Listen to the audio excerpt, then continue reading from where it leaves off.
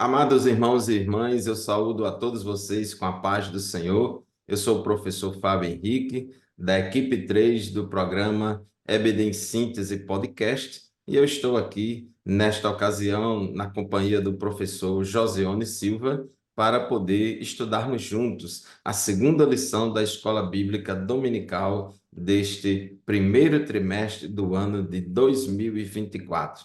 Professor Joseone, a paz do Senhor, feliz ano novo para você e que Deus nos abençoe neste novo ano de gravações do programa EBD em Síntese Podcast.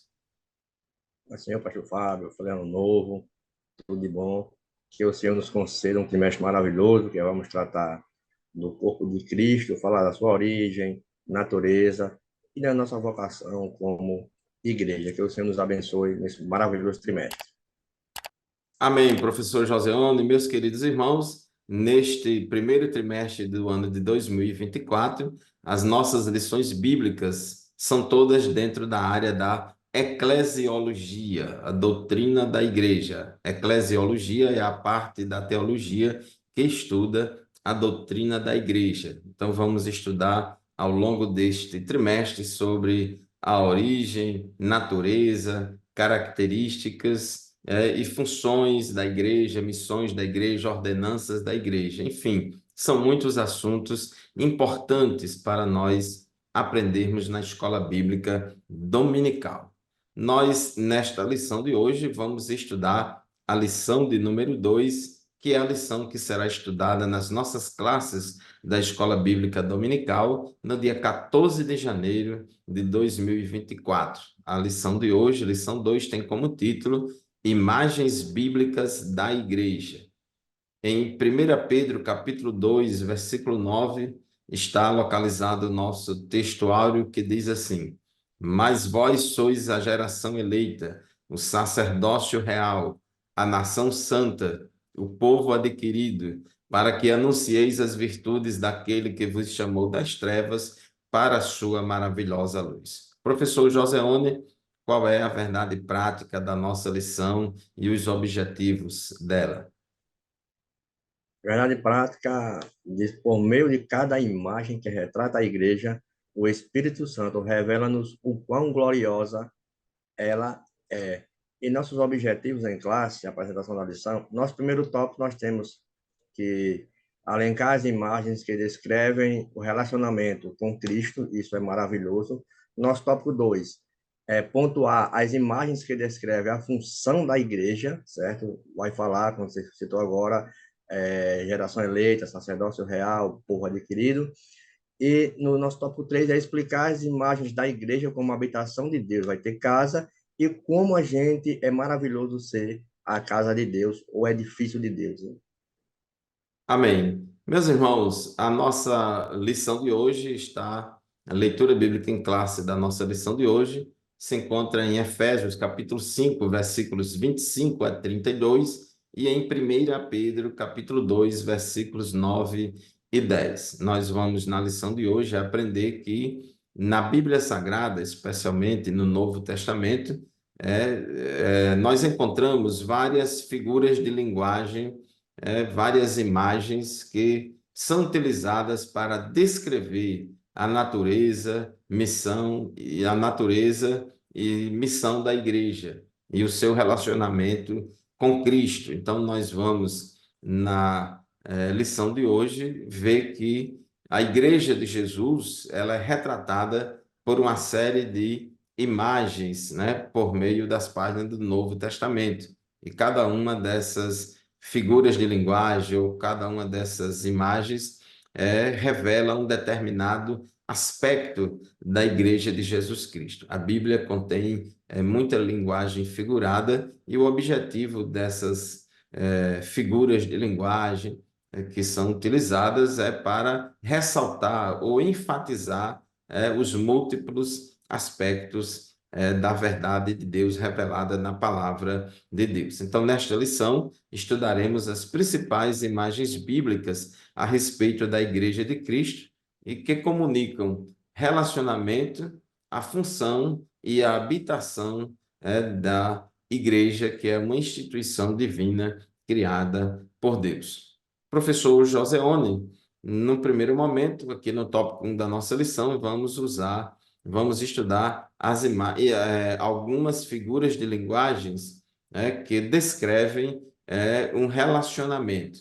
Então, a Bíblia retrata a igreja como a noiva de Cristo, como a esposa de Cristo, como rebanho. O que é que nós podemos falar aqui para os nossos leitores sobre essa imagem da igreja como a noiva e a esposa de Cristo? Amém, pastor Fábio.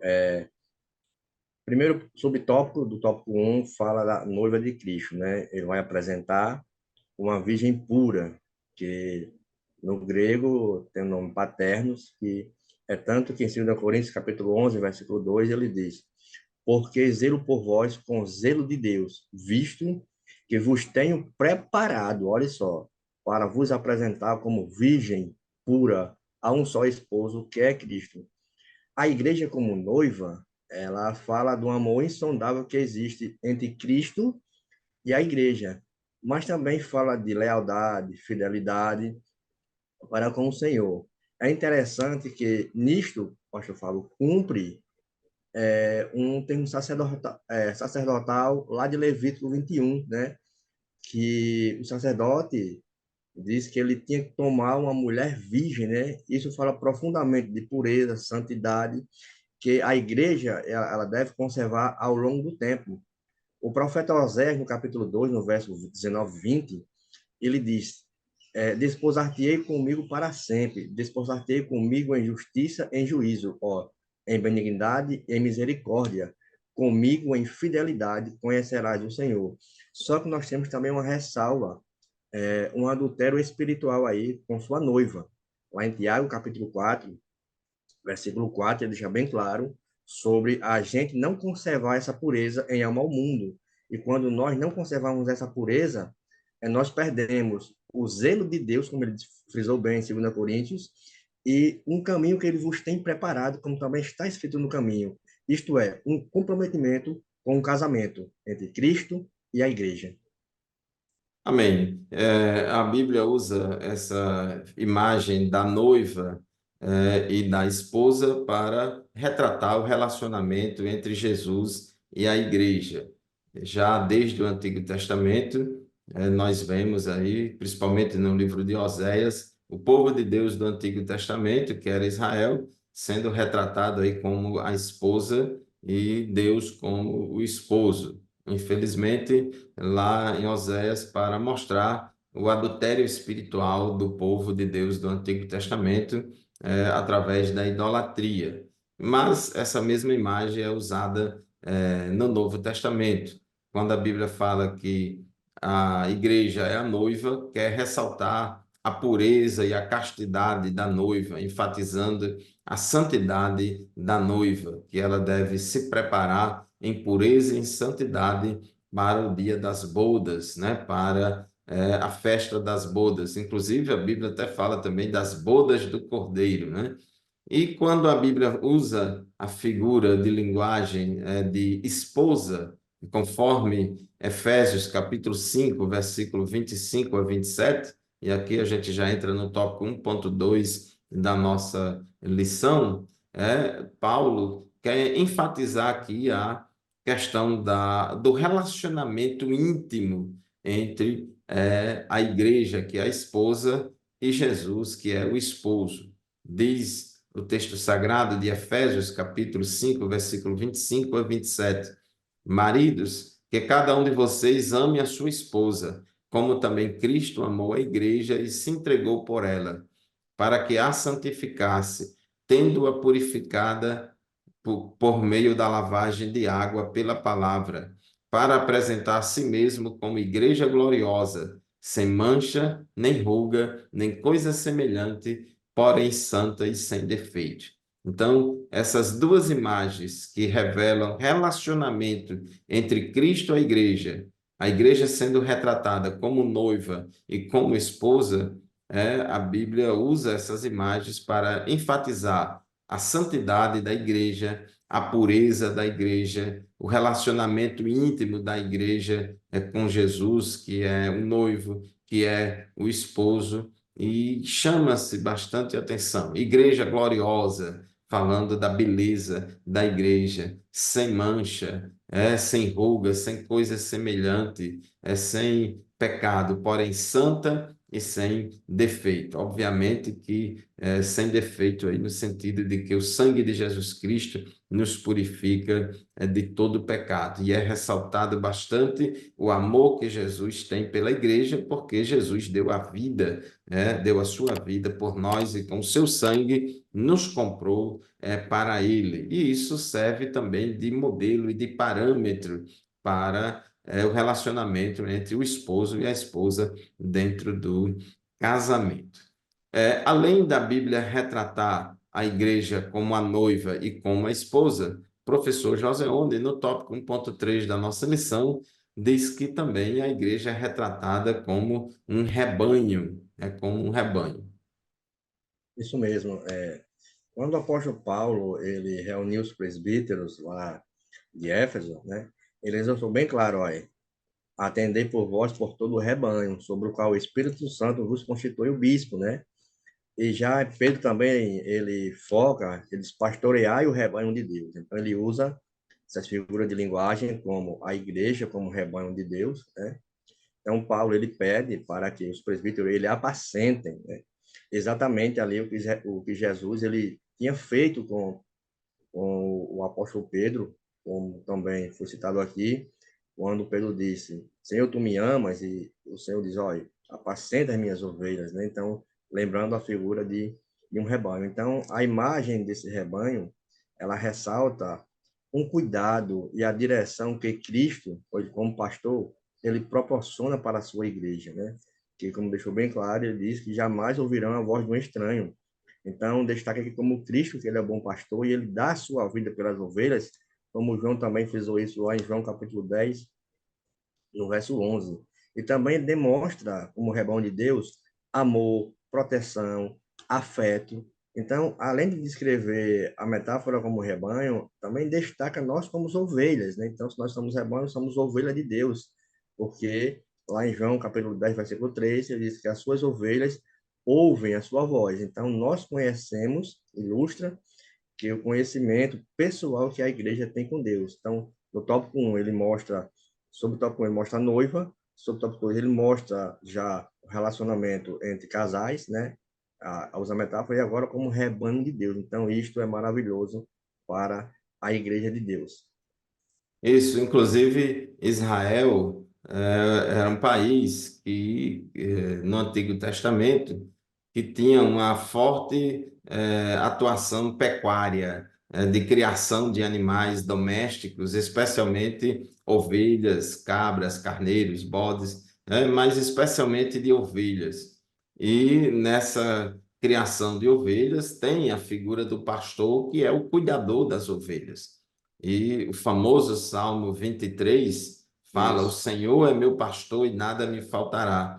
Então a Bíblia retrata, em outros textos bíblicos, nos profetas, retrata o povo de Deus no Antigo Testamento como um rebanho, inclusive falando de pastores falsos que dispersaram as ovelhas de Israel, e retrata Deus como o pastor. Então, o povo sabia muito bem essa linguagem pastoril, e como podemos observar no Salmo 23, como diz: O Senhor é o meu pastor e nada me faltará, nós vemos ali o relacionamento do pastor com as ovelhas. Se por um lado por um lado temos o compromisso do pastor de conduzir as ovelhas a pastos verdejantes, fornecer às ovelhas águas tranquilas, prover para as ovelhas um aprisco seguro que acalente, que proteja. Então, pastor é aquela pessoa que ama as suas ovelhas,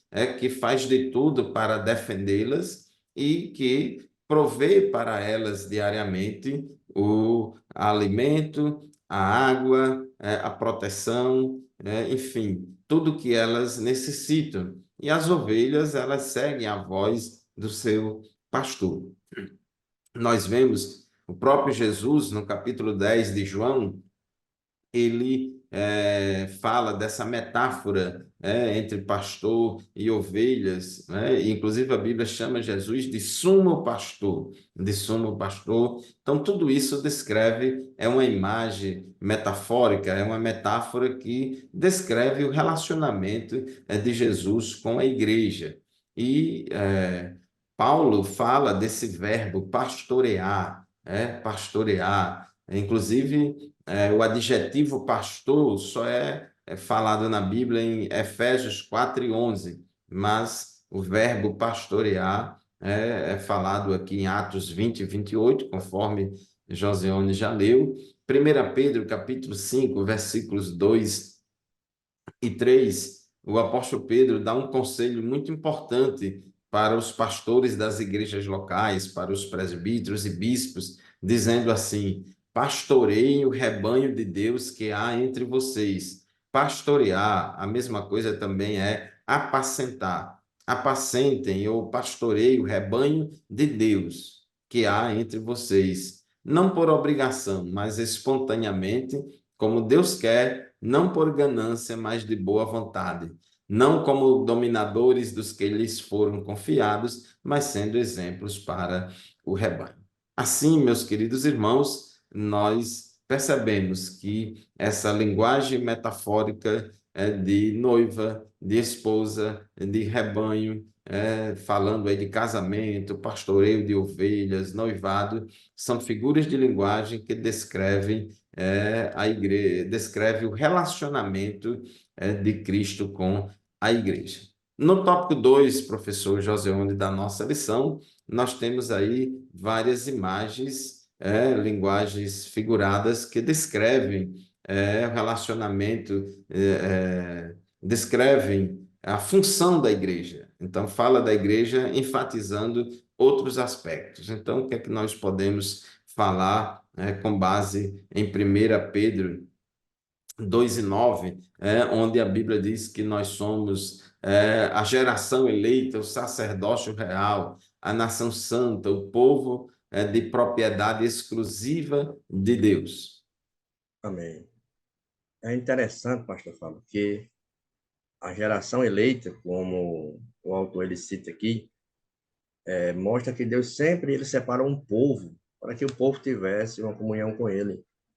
Lá no deserto, no livro do Êxodo, capítulo 19, versículos 5 e 6, o Senhor ele dá um alerta à nação de Israel.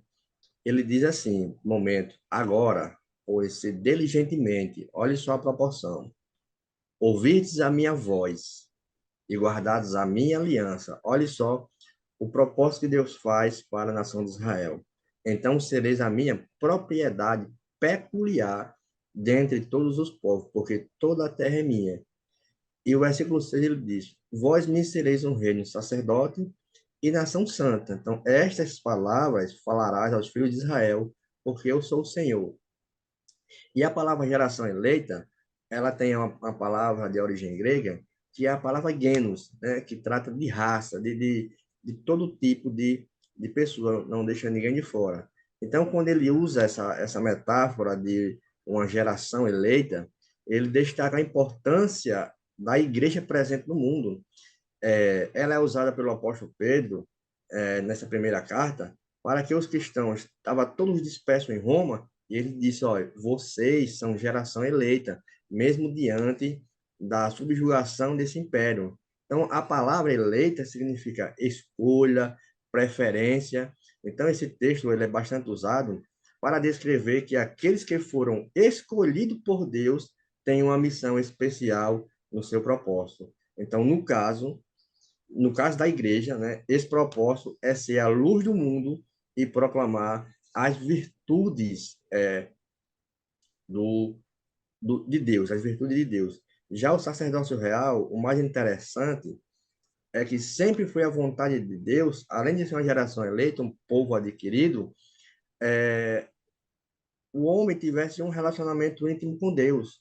Quando a gente lê lá em Apocalipse, ele usa também essa metáfora de sacerdócio real, baseia um conceito de que todos os crentes eles são chamados, né, isso é metaforicamente, para ser sacerdote, ou seja, para ter diretamente acesso a Deus e que as pessoas pudessem interceder pelas outras para servirem a Deus. Então, Pedro ele usa essa metáfora para os crentes, vocês são um sacerdócio real. Então, esse sempre foi o propósito de Deus. Quando a gente lê Apocalipse, capítulo 1, versículo 6, ele diz: E não constituiu um reino sacerdotes para o seu Deus e Pai. A ele glória e domínio pelos séculos. Como a gente lê também Apocalipse, capítulo 5, versículo 10, ele diz: E para o nosso Deus os constituíste reino sacerdote e reinarão sobre a terra. Como a gente lê ainda em Apocalipse, capítulo 20, versículo 6, ele diz: Bem-aventurado e santo aquele que tem parte na primeira ressurreição. Sobre esses, a segunda morte não tem autoridade. Pelo contrário, olhe só o propósito que iniciou no Êxodo: serão sacerdotes de Deus e de Cristo e reinarão com eles por 1000 anos. Então a gente vê a maravilha que Deus sempre escolheu um povo para que esse povo pudesse ser uma nação santa e que pudesse ser separado para servir a Deus. Verdade. No Antigo Testamento, o povo de Israel era a geração eleita do Antigo Testamento.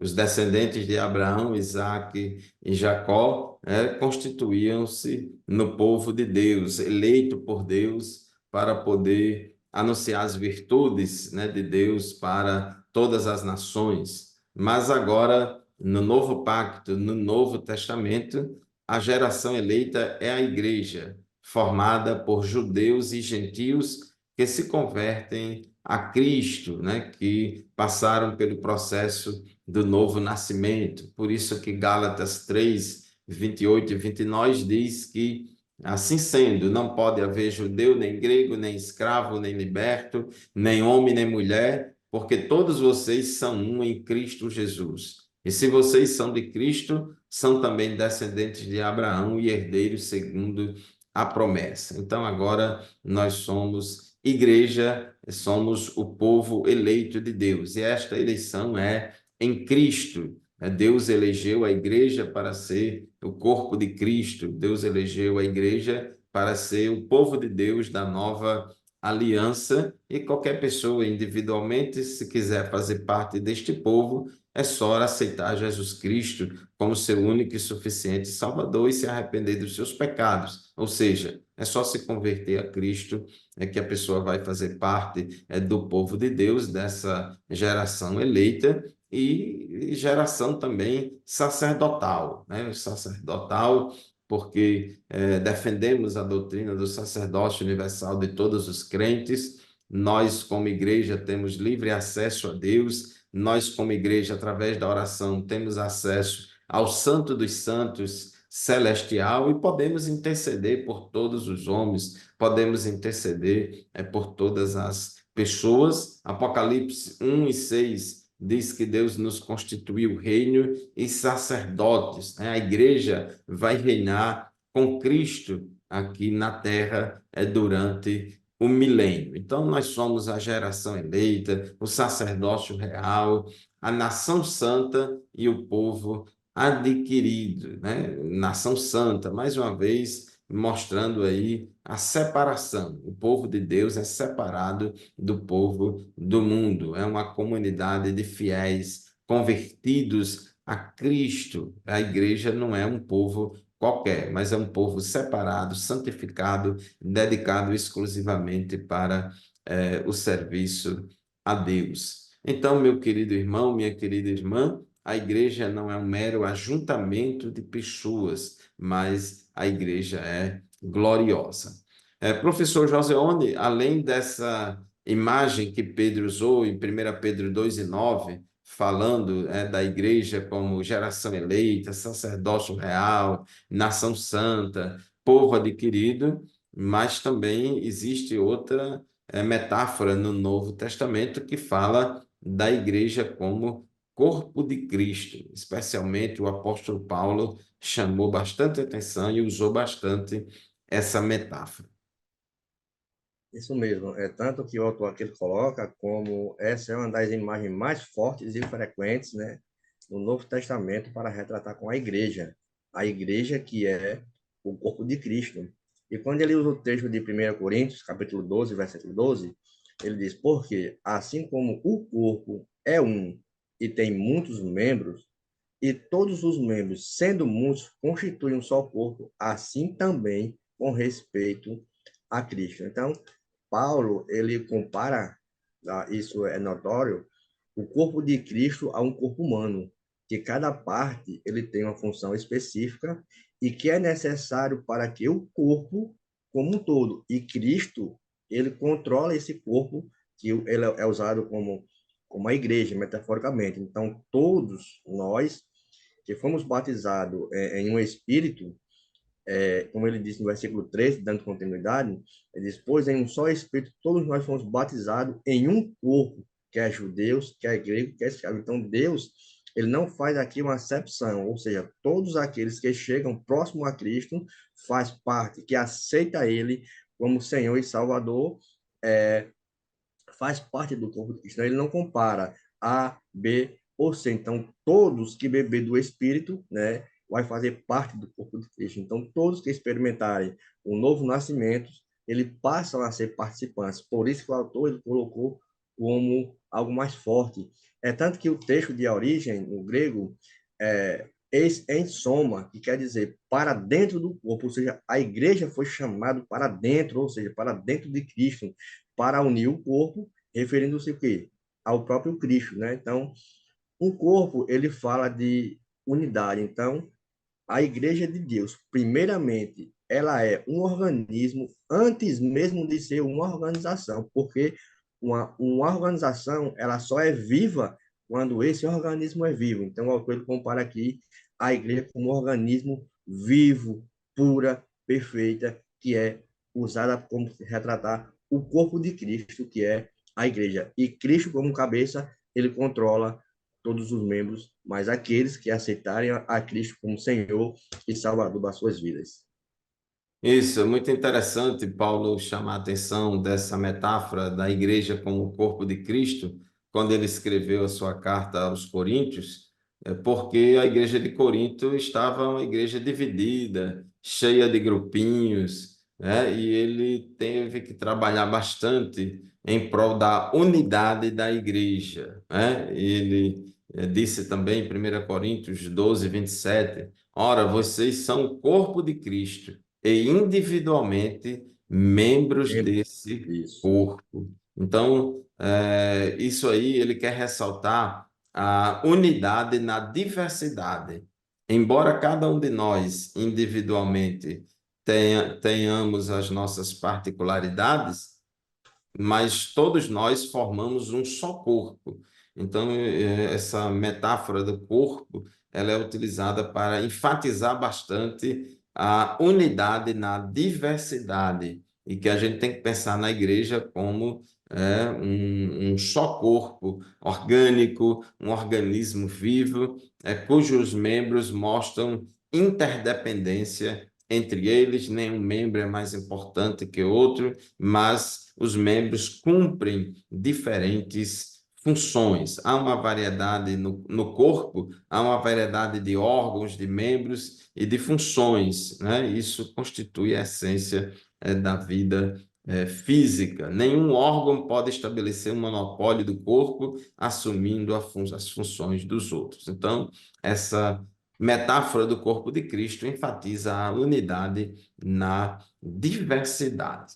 Bom, no tópico 3 da nossa lição, fala de imagens que descrevem a habitação. No tópico 1, falamos de figuras de linguagem que descrevem o relacionamento entre a igreja e Jesus. No tópico 2, falamos de imagens, né, que descrevem a função da igreja, natureza e função da igreja, e agora no tópico 3, imagens que descrevem habitação. É muito interessante a gente observar, meus irmãos, que em 1 capítulo 6, versículo 19, a Bíblia diz que nós, crentes, cada um de nós individualmente, é templo do Espírito Santo. Então, ele diz claramente em 1 Coríntios, né, 6:19, vocês não sabem que o corpo de vocês é santuário ou templo do Espírito Santo que está em vocês e que vocês receberam de Deus e que vocês não pertencem a vocês mesmos? Então, em 1 Coríntios 6:19, Paulo diz que cada crente individualmente é templo do Espírito Santo, é habitação do Espírito Santo. Mas em 1 Coríntios, capítulo 3, versículos 16 e 17, Paulo fala que a igreja também é o templo do Espírito Santo e que a igreja também é o santuário de Deus. Então, diz o texto bíblico, 1 Coríntios 3, 16 a 17, fala assim: vocês não sabem que são o santuário de Deus e que o Espírito de Deus habita em vocês? Se alguém destruir o santuário de Deus, Deus o destruirá, porque o santuário de Deus, que são vocês, é sagrado. Então, observe que Paulo tanto chama atenção para o aspecto de que cada crente individualmente é um santuário de Deus, é o templo do Espírito Santo, e para onde nós formos, levaremos a presença de Deus, somos portadores da presença de Deus. E quando nós estamos em comunhão, juntos, reunidos em um só corpo, a igreja, né, ou seja, a coletividade de cada um de nós também é templo e habitação do Espírito Santo. Então, professor Joseune, é maravilhoso sabermos que tanto nós individualmente como a igreja coletivamente é santuário de Deus. Isso mesmo, pastor Fábio. A imagem do santuário que o apóstolo Paulo cita dá a ideia de que a igreja é um lugar sagrado onde Deus habita, né? Então, Paulo, ele quis dizer que o nosso corpo, ele pertence a Deus, mas muitas pessoas, dizem que têm o direito de fazer o que quiserem com seus próprios corpos, embora as pessoas pensam que seja liberdade, mas na verdade não é, estão subjugadas aos seus próprios desejos. E quando você citou em 1 Coríntios, capítulo 6, verso 19, é interessante que ele mostra que nós somos a habitação de Deus. E quando a gente lê em 2 Coríntios, capítulo 6, verso 16, olha só como é interessante. Ele diz, olha, que ligação há entre o santuário de Deus e os ídolos? Porque nós somos santuário do Deus vivente, como ele próprio disse, olha, habitarei e andarei entre eles, serei o seu Deus e eles serão o meu povo. Olha só o reconhecimento que Cristo ele dá à igreja, a mim, a você, a todas as pessoas, como santuário de Deus. Então, nós somos desafiados nesse ponto a viver em santidade, sermos conscientes do que estamos participando na construção de um lugar especial onde Deus escolheu habitar, que é o nosso corpo, que é a igreja do Deus vivo. Isso é maravilhoso. É verdade, meus irmãos, no Antigo Testamento, Deus manifestava sua presença, sua glória lá no tabernáculo, especialmente no Santo dos Santos.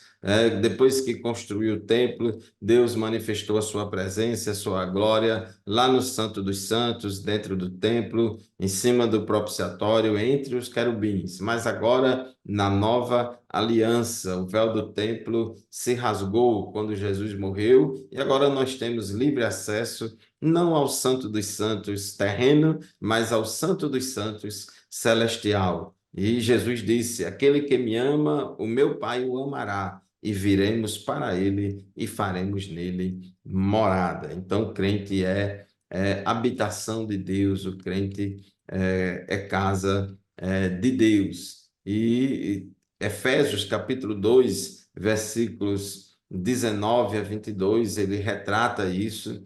1 Pedro 3:15 diz que a igreja é a casa de Deus, é a casa de Deus. E Efésios 2, 19 a 22, diz assim: assim vocês não são mais estrangeiros e peregrinos, mas concidadãos dos santos e membros da família de Deus, edificados sobre o fundamento dos apóstolos e profetas, sendo ele mesmo, Cristo Jesus, a pedra angular. Nele, todo o edifício bem ajustado cresce para ser um santuário dedicado ao Senhor. Nele também vocês estão sendo edificados junto com os outros para serem morada de Deus no Espírito. Observe, meus irmãos, que nesse texto de Efésios 2, 19 a 22, Paulo usa essas figuras de linguagem, essas metáforas, edifício, edificar, é casa, mas para quem morar? Para Deus morar, né? Para Deus habitar em nós, né? Dentro de nós e entre nós, através do seu Espírito. E a igreja é fundada, ela é edificada sobre o fundamento dos apóstolos e profetas, sendo ele mesmo, Cristo Jesus, a pedra angular. Então, professor Joseone, já caminhando aqui para o tópico 3.3 da nossa lição, e já partindo para a conclusão, é um privilégio muito grande fazer parte da igreja, não é isso? É verdade. Como nós já vimos, a igreja, ela deve ser purificada. Assim, na verdade, a igreja já é purificada, né, pelo sangue de Jesus na obediência à verdade, como 1 João, capítulo 1, versículo 7, ele diz: Se, porém, andarmos na luz, como na luz ele está, mantemos comunhão uns com os outros, e o sangue de Jesus, seu Filho, nos purifica de todo pecado. Isso é mais do que um privilégio. E também, 1 Pedro, capítulo 1, verso 22, ele diz: Tendo purificado a vossa alma pela vossa obediência à verdade, tendo em vista o amor fraternal não fingido, amai-vos de corações uns aos outros ardentemente. Então, somos regenerados pela palavra, somos membros da Igreja de Deus, fazemos parte de uma nova vida. Não significa que somos perfeitos, né? Mas pecamos todos os dias, como João descreve isso, mas sabemos que através disso nós temos um Deus, um ser, um privilégio que ele nos deu de ser chamado Filho de Deus, né? Que beneficia toda a humanidade quando a gente aceita ele como Senhor e Salvador da sua vida.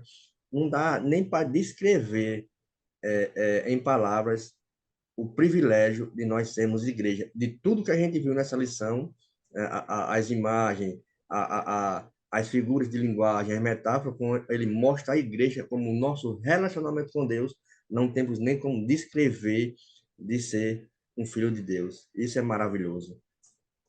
É verdade. Então, meu querido irmão, minha querida irmã, a Igreja de Jesus é uma instituição formada por salvos que se relacionam com Deus e, por isso, eles fazem parte de seu rebanho. A igreja é a noiva do Cordeiro, a igreja é a esposa de Cristo, a igreja é o rebanho de Deus. A igreja é o sacerdócio real, a nação santa, a geração eleita, o povo adquirido para que possamos anunciar as virtudes daquele que nos chamou das trevas para a sua maravilhosa luz. Temos uma função sacerdotal no mundo e, finalmente, a igreja é o corpo de Cristo. Somos muito diferentes uns dos outros, mas somos unidos em Cristo. Há um só corpo, uma só fé, um só batismo. É a unidade na diversidade. E Deus habita dentro de cada um de nós e Deus habita